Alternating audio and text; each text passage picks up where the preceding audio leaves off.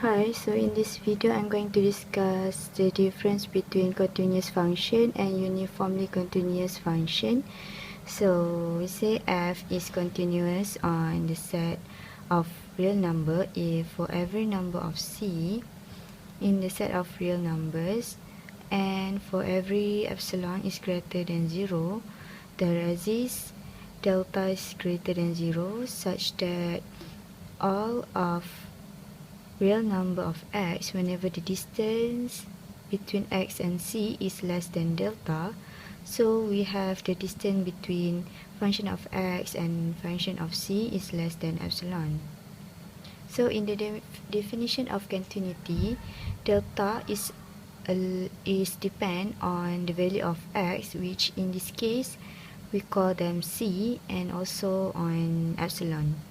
So now for f is uniformly continuous on the set of real numbers if for every epsilon is greater than 0, we can have some delta greater than 0 such that for every epsilon, for every x and y, for every x and y in the set of real numbers, whenever the distance between x and y is less than delta, so we can have the function of the distance between function of x and function of y is less than epsilon. So for uniformly continuity, as it doesn't mention any c or x is met prior to the delta, so the delta is only depends on epsilon. So now we can see in this condition in the blue box is not this imply to this condition, and also this condition here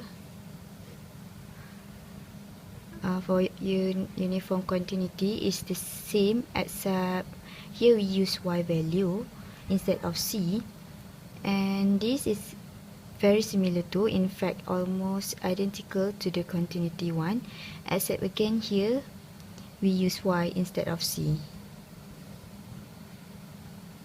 So we can write down the condition for the continuity and break it down further. So we have absolute value of x minus c is less than delta, and that should imply that the absolute value of f of x minus f of c is less than epsilon. So here you can drop the absolute value and you can get x minus c less than delta and greater than negative delta. And okay, this you can do this because you can think of absolute value as a distance. So the absolute value of x minus c is the distance between x minus c and 0. So this is a number and its distance from 0 is less than delta, and that means it must be between negative delta and delta.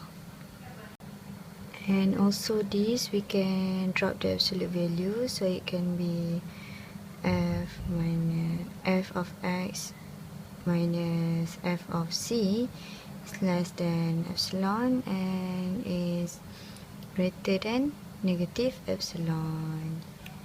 So we can solve this for x by adding c to all three sides, so it can be written as c minus delta is less than x is less than c plus delta, and it should imply to we can find the function. So we can add function of c to all three sides and can be written as f of x is less than epsilon plus f of c greater than f of c minus epsilon. Okay, now let's carefully graph it. So this is y-axis and this is x-axis. So it can be C down here, and it could be C plus delta and C minus delta. And here it can be f function of C. Here it can be function of C plus epsilon, and here it can be f function of C minus epsilon.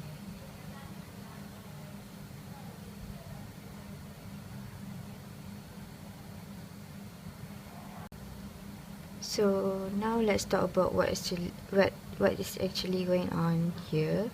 So this condition here is saying that x is between C minus delta and C plus delta. So whenever x is in this red area,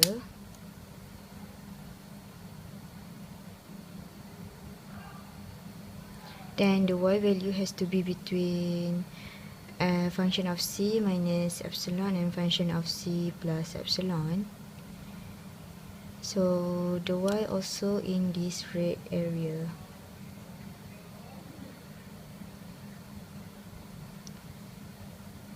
Then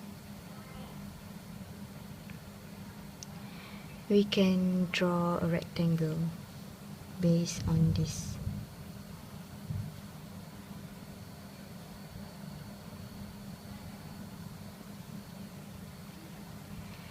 So whenever x is in the red area, so the y value also have to be in this area.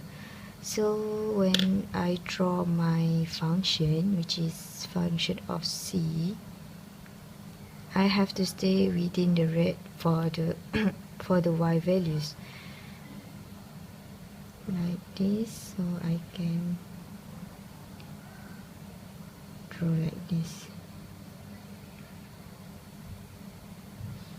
So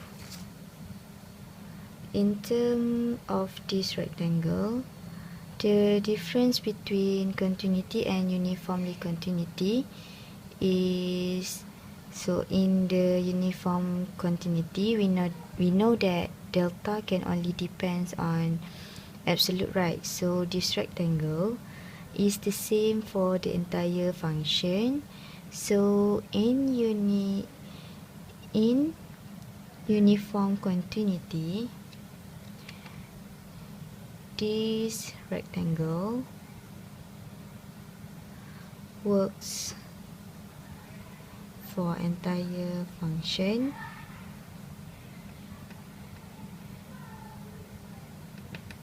So every x value you can draw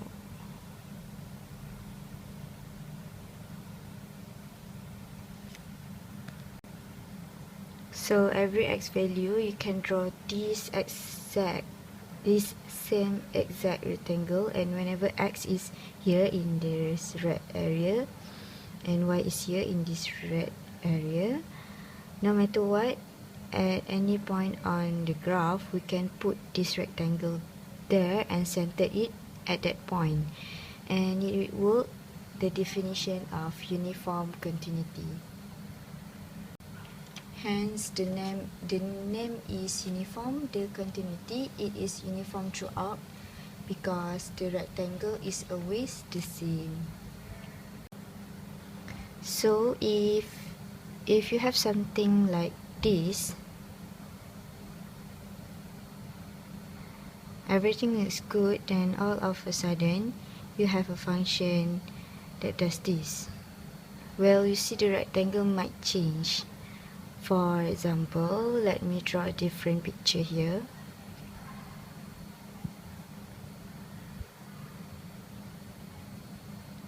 So let's say we have a function here,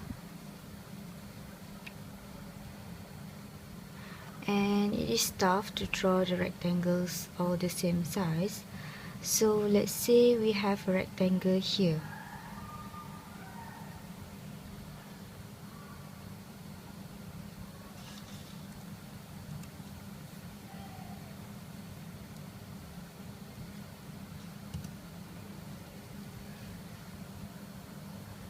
So everything is okay here, which this is within the y area of the y value, right?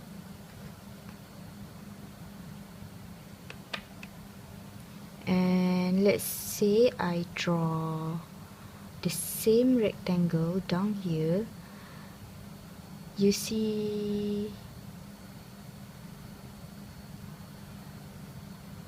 the same rectangle down here.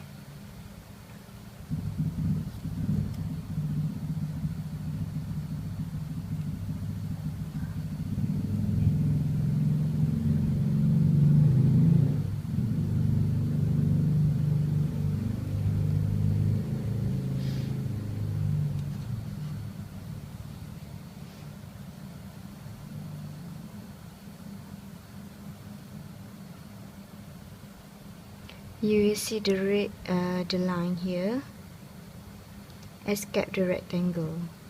So let's go back in this red analogy. Whenever you are in the red, the y value have to be in this area, but we look here, it is not in the right area. So the function has to come in through one side of the rectangle and come out through the other side,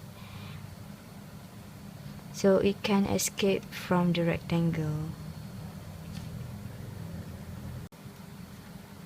For example, like this. For example, like this, we can use the same rectangle. In continuity, it wouldn't work like this.